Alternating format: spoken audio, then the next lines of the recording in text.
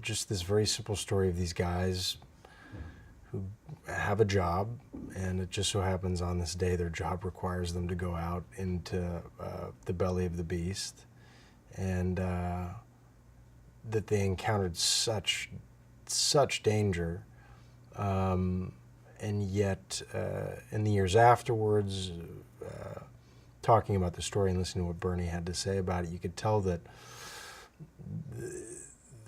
it wasn't done for glory, and there wasn't any self-aggrandizing vibe to it. It was just men doing their job. And I appreciated, again, the simplicity of the men and the story. There are no great effects. There's no monsters. It's just men against the ocean. He's a man from a different time. He's not, I think he's very nervous, especially when he meets Miriam early on, that he's not the smartest guy, and he wishes he were smart because she went to college, and he's a very blue-collar kind of man. But I appreciate his sweetness, that he says what he means, and you look at him and you can kind of read exactly what the man's thinking. He loves the woman he's with. He loves his job. He wants to do well in his job. He does his job.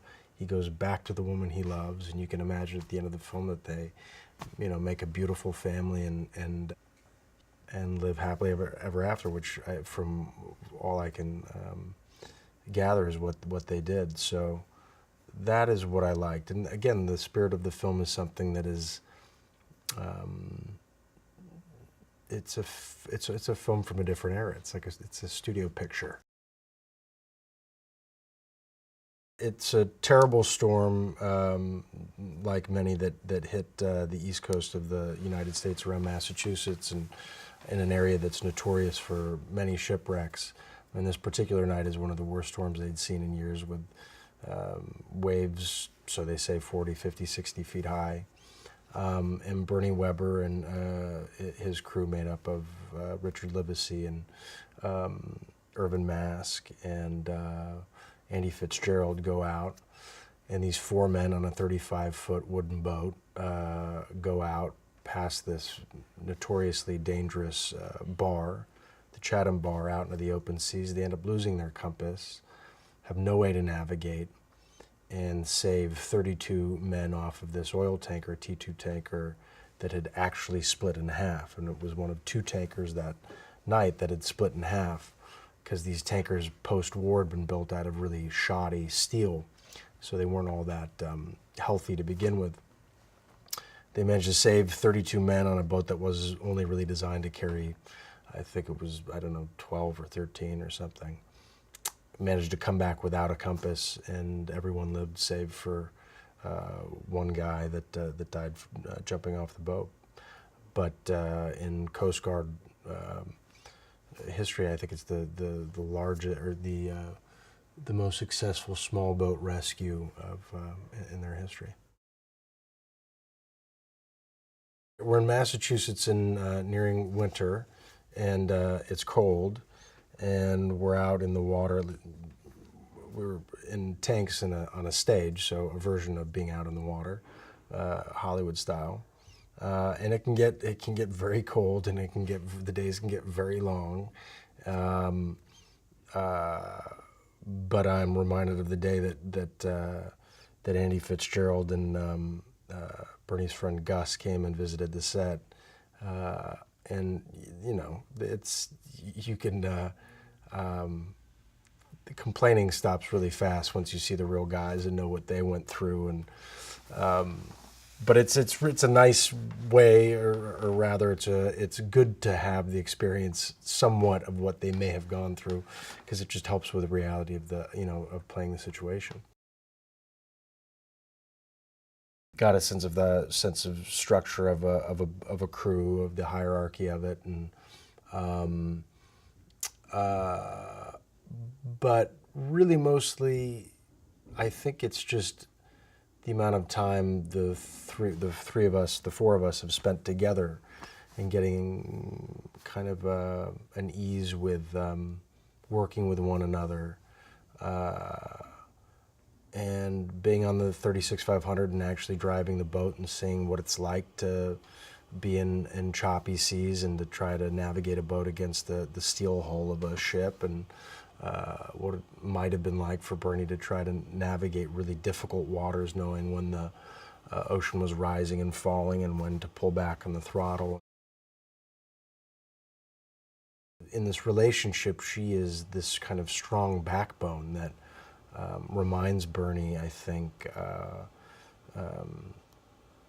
without saying so, how strong he is or can be. And it's her confidence that buoys him. And she has that strength matched with this incredible vulnerability that I think is just ideal and really perfect for this character. And also that kind of warmth, as I mentioned before, that, she's the beacon home. She's, when all these lights are shining at the end of the film through the fog, marking the beach, it's really, the brightest light is Miriam. That's who Bernie's coming home to.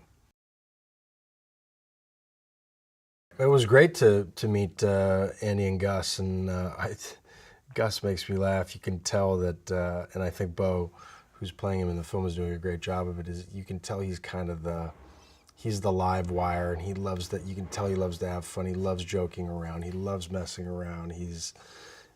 And here these guys are, and they're in their 80s now, but you can see the kids in them, and Andy with his sharp as a tack memory. It's great to see, because I didn't get a chance to meet Bernie, but to talk with guys that were best friends with him, and at least for Andy, spent one of the most harrowing nights, challenging nights of their lives together. It was nice for me to get a sense of how their interaction, how their friendship might have been, and also to get my, the intuition that I had about what Bernie might have been like, to have that supported by what Andy and Gus said. That was good for me. That's a story of hope and courage and selflessness and all these things that we as storytellers continually tell each other and show the world or whatever audience we may have, because it's part of what makes us human. And you don't have to dress up in fancy coats or capes or anything to show that. There are actual people in this world that do that. So I think that it is important to give to the world a story that is all about hope and courage, and about people helping others, potentially sacrificing their own lives to help other people, to save other people. I think it's a story that we'll continually tell one another, and this just so happens to be a really great, true story about that. I think there's always something really exciting about seeing men and Mother Nature kind of go at it, because Mother Nature doesn't care who you are or what your name is or where you come from. She just she does her thing. So to see these men go out on this really stormy, really dark, really incredibly terrifying night and do incredible things, I think it's a great story. It's a story about love, and it's a story about pushing through the hardest times, because you have something really bright and wonderful at the end of that really dark tunnel.